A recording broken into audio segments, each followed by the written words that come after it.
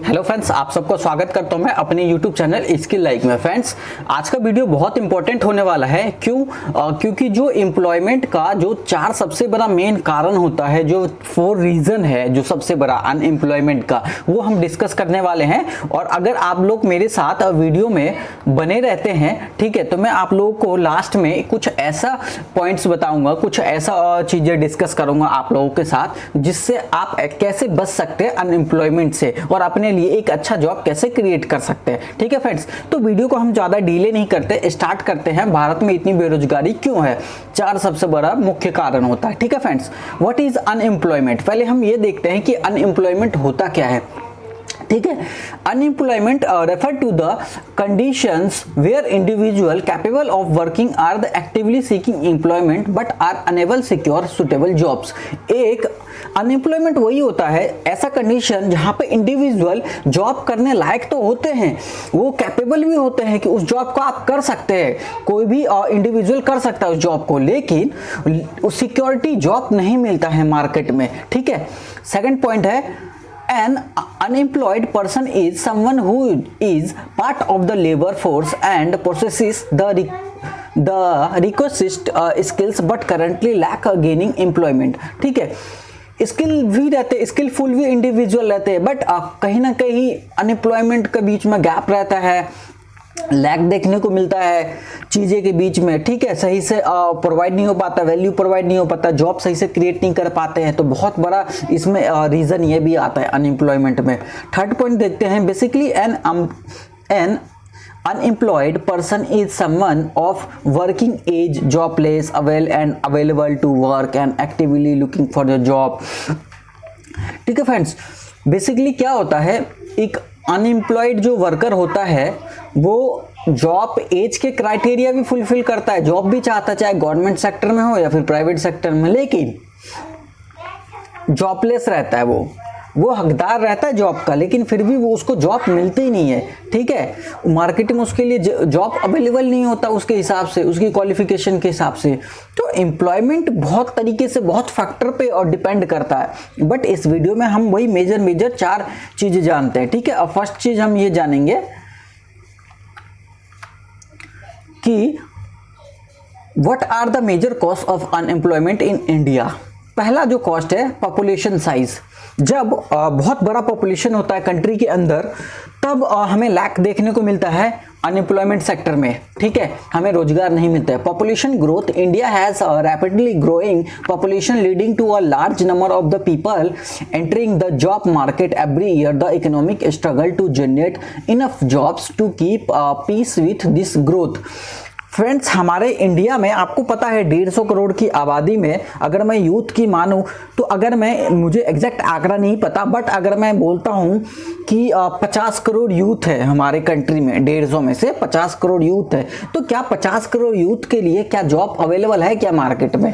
क्या उनके स्किल्स, उनके एजुकेशन के हिसाब से, उनकी एनालिटिकल थिंकिंग, उनकी कम्युनिकेशन स्किल्स के हिसाब से क्या मार्केट में जॉब अवेलेबल है क्या? ये सबसे बड़ा क्वेश्चन है। ठीक है, सबसे बड़ा क्वेश्चन है इंडिया में।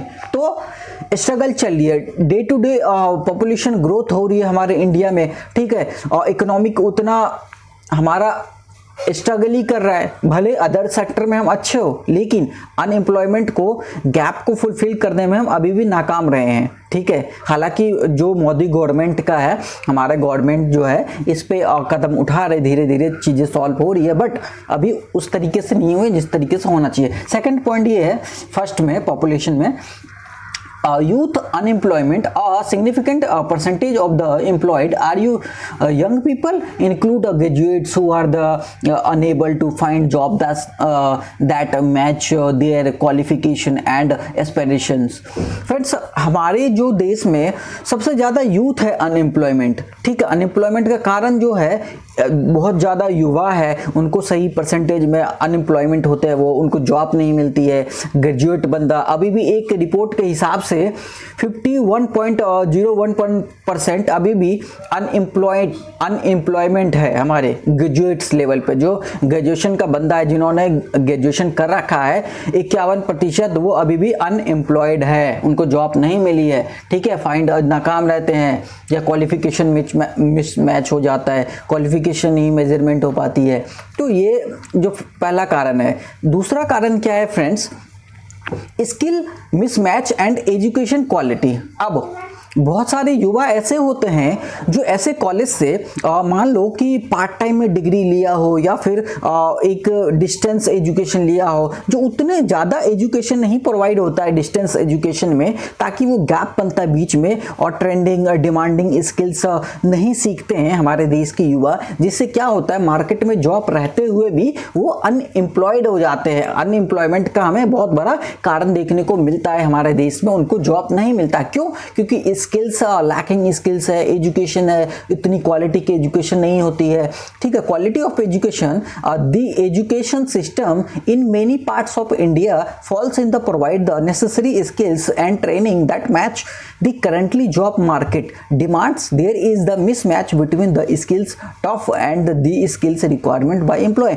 एक कंपनी जो एम्प्लॉय से, एक इंडिविजुअल से जो स्किल्स डिमांड करती है, स्किल्स की रिक्वायरमेंट होती है कंपनी के, मान लो कि मुझे एक्सेंचर में नौकरी करना है। अब एक्सेंचर में मान लो कि एक डेटा साइंटिस्ट का या फिर डेटा एनालिटिक्स का जॉब निकला। अगर मेरे पास डेटा एनालिटिक्स का या फिर डेटा साइंस का कोई कोर्स नहीं है, कोई मैंने एडवांस लेवल पर टूल नहीं सीखी है, बीआई का टूल नहीं सीखा है, एडवांस लेवल पर मैंने कोर्स नहीं किया, तो मेरे को कैसे, how Accenture provide me a good job? नहीं प्रोवाइड कर पाएगा। तो सेम थिंग, यही सबसे बड़ा जो इशू होता है, मेजर कॉज है हमारे इंडिया में कि जॉब ना मिलना, युवा को अनएम्प्लॉयड होना, कि स्किल्स मिसमैच करना, एजुकेशन लैक करना। ठीक है, तो बहुत सारे ऐसे टफ कॉल लेने पड़ते कंपनी को, जो उनके लिए बहुत मुश्किल होता है कि एक कैंडिडेट के पास रिक्वायर्ड स्किल नहीं होता, जिसके कारण उन्हें जॉब नहीं प्रोवाइड करवा पाते। सेकेंड पॉइंट है वोकेशनल ट्रेनिंग।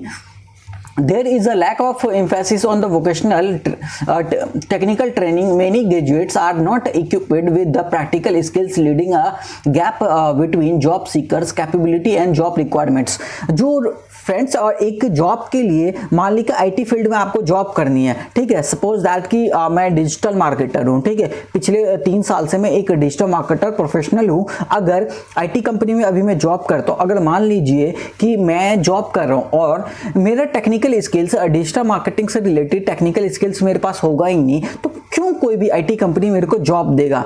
अगर मेरे पास कोई स्किल्स नहीं होगा तो उनके पास जॉब तो रहेगा डिजिटल मार्केटिंग के, लेकिन मेरा गैप ऑफ कैपेबिलिटीज जो है, मेरे पास क्वालिफिकेशन नहीं है, रिक्वायर्ड स्किल्स नहीं है, तो गैप बन जाएगा कंपनी और मेरे बीच। तो उस गैप को कैसे फुलफिल करेगा? कोई अदर बंदा, तीसरा, जिसके पास डिजिटल मार्केटिंग का सर्टिफिकेट भी है, टेक्निकल नॉलेज भी है, टूल्स की भी नॉलेज है, उसको अच्छे से नॉलेज है डिजिटल मार्केटिंग की, तो कंपनी क्या करेगी? हायर कर लेगी उसे, ना कि मुझे रिजेक्ट कर देगा। क्यों? क्योंकि जो रिक्वायर्ड स्किल्स है, एजुकेशन जो इसमें होनी चाहिए, वो मेरे पास नहीं है। तो मेरे और कंपनी के बीच में गैप बन गया, कंपनी ने मुझे साइड कर दिया, और उन दोनों के गैप मैच कर रहा है, उन दोनों की सारे पर्सपेक्टिव मैच कर रहा है, तो वो दोनों उसको हायर कर लेंगे जिसके पास सारे स्किल्स है। ठीक है, तो आपके पास ट्रेनिंग, ये सब कैपेबिलिटीज होना चाहिए। तो दूसरा जो सबसे बड़ा मेजर कॉज है कि स्किल मिसमैच और एजुकेशन क्वालिटी, ये बहुत फर्क पड़ता है फ्रेंड्स।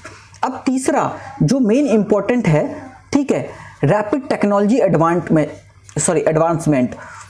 जैसे जैसे दिन पे दिन टेक्नोलॉजी बढ़ती जा रही है, वैसे वैसे स्किल्स की डिमांड भी बढ़ती जा रही है। High paying skills, high requirement skills और हाई डिमांड की जो स्किल्स है, जो मार्केट में चल रही है, एडवांस लेवल पे बढ़ रही है। अब मान लो सपोज दैट एग्जांपल मेरा, डिजिटल मार्केटिंग में एआई का जो बहुत बड़ा रोल बढ़ चुका है।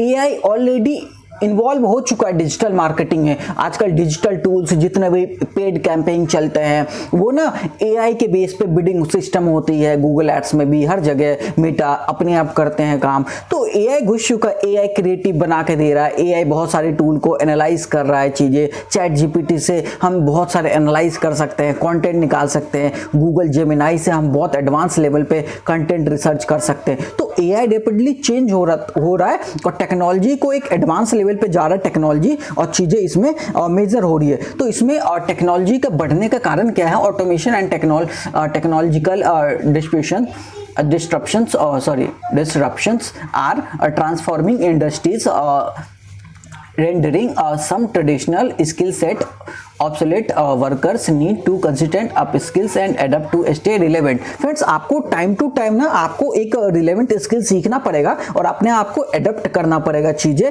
आप जैसे जैसे एडप्ट करेंगे, एडवांस स्किल्स को एक्वायर करेंगे, नॉलेज लेंगे और डे टू डे चेंज करेंगे। जैसे जैसे मार्केट चेंज रहेगा, एडवांस टेक्नोलॉजी बढ़ता जाएगा, अपने आप को अपग्रेड कीजिए, चीज़ें सीखिए, तब जाके आप क्या करेंगे, कंपनी के साथ साथ चलेंगे, आप चीज़ें रिलेवेंट रहेंगे, स्किल्स को अप स्किल्स करेंगे अपने। तो इस लेवल पे आप टेक्नोलॉजी के साथ साथ चलिए तो ये आपके लिए अनएम्प्लॉयमेंट नहीं रहेगा। बट इन जो स्टूडेंट, जो इंडिविजुअल इनके साथ गैप करते हैं, वो एडवांस टेक्नोलॉजी नहीं सीखते हैं और वो आगे बढ़ना नहीं चाहते, तो उनके लिए क्या होता है, फिर अनएम्प्लॉयमेंट का बहुत बड़ा कारण बन जाता है। सेकंड पॉइंट देखते हैं, automation and technology are the replacing jobs particularly in manufacturing and service sector. Friends, जो भी ऑटोमेशन टेक्नोलॉजी आ रही है, नई नई टेक्नोलॉजी, AI ले लो, ठीक है, तो ये सब क्या हो रहा है कि ऑटोमेशन सेक्टर में हो गया, मैन्युफैक्चरिंग, सर्विस प्रोवाइडिंग में, इन सब में क्या हो रहा है कि हर चीज़ ऑटोमेशन पे चल रही है, ऑटोमेट हो रही है, उससे क्या हो रही है, कुछ ना कुछ जॉब वहाँ से छूट रही है लोगों को।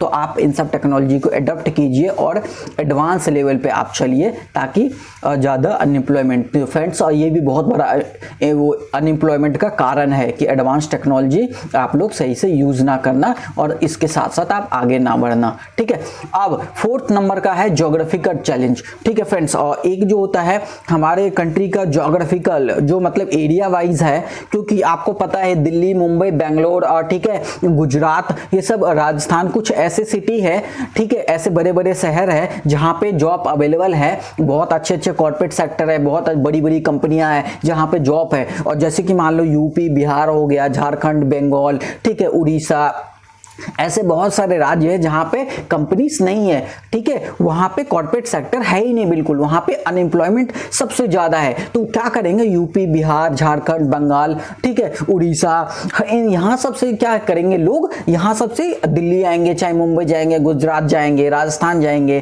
ठीक है, इन सब जगह में लोग अलग अलग दिशा में लोग जाएंगे जहां पे जॉब्स अवेलेबल हो। तो क्या करते हैं, भीड़ बढ़ जाता है। ठीक है, जैसे भीड़ बढ़ता है इन सब सेक्टर में, इन सब बड़े बड़े शहरों में, मेट्रोपॉलिटन शहरों में भीड़ बढ़ता है, तो इसका जो वहां पे फिर गांव में खाली हो गए लोग और यहाँ पे भीड़ आ गई, तो अब भीड़ रहेगी, ठीक है, तो अब कैसे जॉब प्रोवाइड करेगा, कैसे जॉब मिलेगा? तो यहाँ पे अनएम्प्लॉयमेंट का सबसे बड़ा कारण है कि हमारे इंडिया के सभी स्टेट में जॉब सही से ना होना। अब हम पहला पॉइंट देखते हैं, rural urban divide. A significant portion of the India's population resides in the rural areas where is there limited access in to industrial and service sector jobs. Agriculture employment is the predominant, but it is often seasonal and low paying. Friends, मैंने वही बोला था, rural urban divide जो है, इसमें यहाँ पे population आ जाता है रिसाइड रूरल एरिया में, जहाँ पे देयर से लिमिटेड एक्सेस है जॉब की। मैंने आपको बताया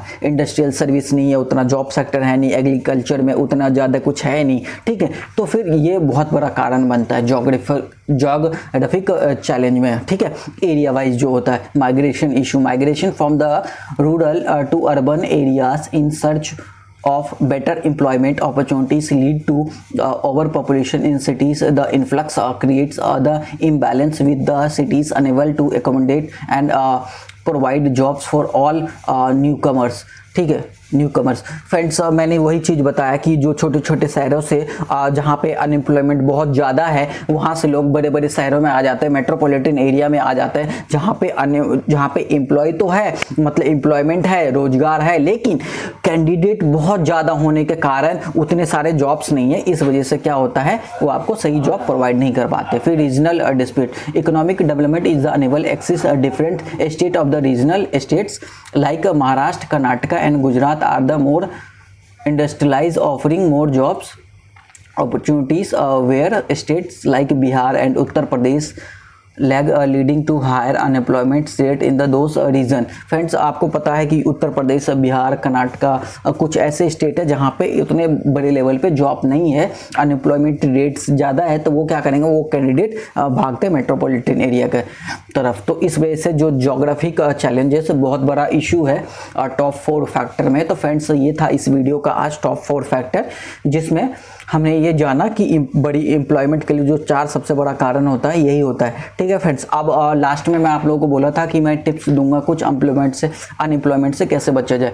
तो इसमें सबसे बड़ा जो टिप्स है फ्रेंड्स, अभी तक जो लास्ट तक मेरा वीडियो देखते आए हैं उनके लिए जो सबसे बड़ा मेन यही है कि आप यहाँ से मेरे से ये पॉइंट लीजिए, अगर आपको अनएम्प्लॉयमेंट से बचना है और अपने लिए एक जॉब क्रिएट करना है तो आपको एडवांस लेवल की टेक्नोलॉजी के साथ आगे बढ़ना है, हाई डिमांडिंग स्किल सीखना है। गूगल पे सर्च कीजिए कौन सा हाई डिमांड की स्किल्स है और कौन सा स्किल्स की डिमांड है मार्केट में आगे 10 साल के लिए। आप वो स्किल सीखिए, एडवांस लेवल पर सीखिए, सर्टिफिकेट प्रोवाइड होता है, सर्टिफिकेट लीजिए और आगे बढ़िए लाइफ में। ठीक है, जब आप एडवांस लेवल के स्किल सीखते हैं तो कितनी भी एम्प्लॉयमेंट क्यों ना हो, कितनी भी बेरोजगारी क्यों ना हो इंडिया के अंदर, आपके लिए एक जॉब हमेशा रहेगा। ठीक है, उससे मत घबराना है कि जॉब है कि नहीं है मार्केट में, अनएम्प्लॉयमेंट बढ़ रहा है, क्या बढ़ रहा है, पॉपुलेशन ज़्यादा है, ज्योग्राफिक चैलेंज है, बहुत सारे चैलेंज। आपको एक एडवांस लेवल की स्किल सीखनी है, उससे आपको डेफिनेटली जॉब मिलेगा ही मिलेगा। ठीक है, तो मेरी ये बात ध्यान में रखिए, कोई भी एक हाई पेइंग स्किल सीख के सर्टिफिकेट लीजिए, मास्टर कीजिए उस स्किल्स को।